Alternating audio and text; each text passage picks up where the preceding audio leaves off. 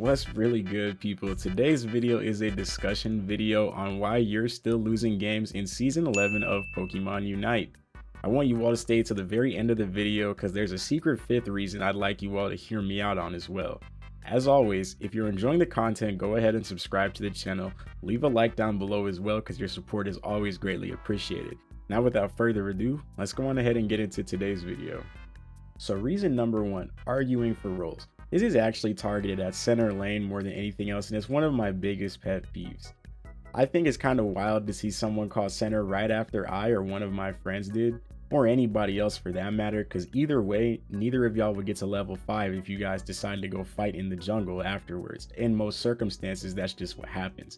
Then you ruin the whole purpose of the role for the early game.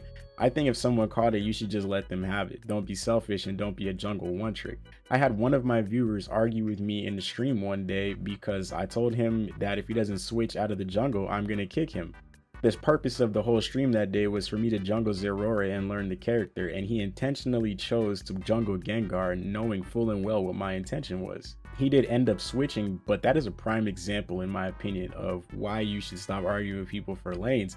Because, you know, he was arguing with me. He said, but Gengar is supposed to be in the jungle. And I was like, yeah, that's cool and all, but you're playing in my stream, so don't be a dickhead. Just switch off because you know what I'm doing right now. And that actually brings me to my next point, not being a team player. Arguing for lanes goes hand in hand with not being a team player because you do everything by yourself. You don't care how often it affects the team, and you're selling, you're feeding. Aside from that, there's no reason I should be in a 1v5 and see two people on the other side of the map farming for no good reason, especially if we could use you. Sometimes we need damage, sometimes we need CC, sometimes we need support. We're all at level 12/13 by this point. So in some situations it's cool and it doesn't really matter, but in most cases, when we're in a 3v5, the three of us just died 2 seconds before Rayquaza spawns in. Now we're gonna lose the game because we're on a 20-second timer and they're gonna burn it. Reason number 3. You don't go for objectives. Seeing people not help with objectives is also really crazy to me. I've been on the worst end of it a whole bunch of times where I was like fighting Reggie Steele or something and nobody came in for support. I normally play defenders when I play my most competitive games. I normally play defenders, so you already know most of the time it is pure hell to try and get an objective by myself.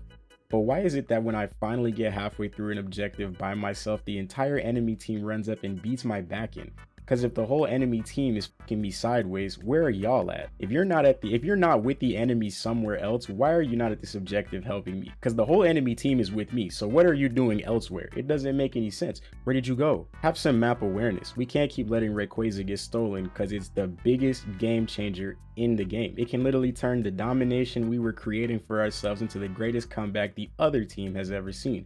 Sometimes when Rayquaza is up, it isn't even necessary to force it if you're winning.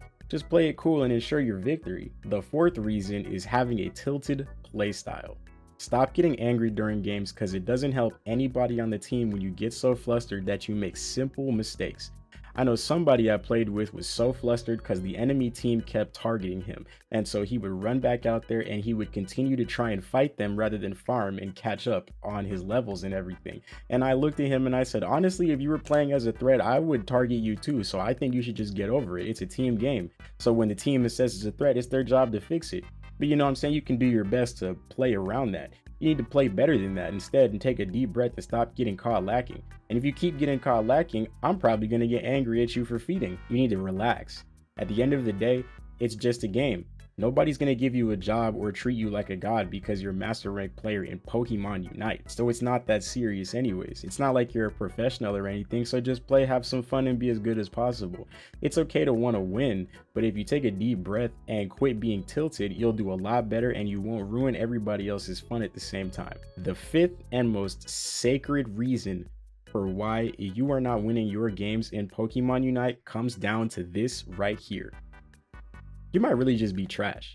If you all enjoyed this little discussion, then leave a like, make sure you subscribe if you're new here. I post Unite content on a regular and I'm hoping to see this channel grow a lot more. Let me know what you think some other reasons people are losing for down in the comments section as well. Thanks to you all, and I will see you in the next video. Bird gang or die forever after.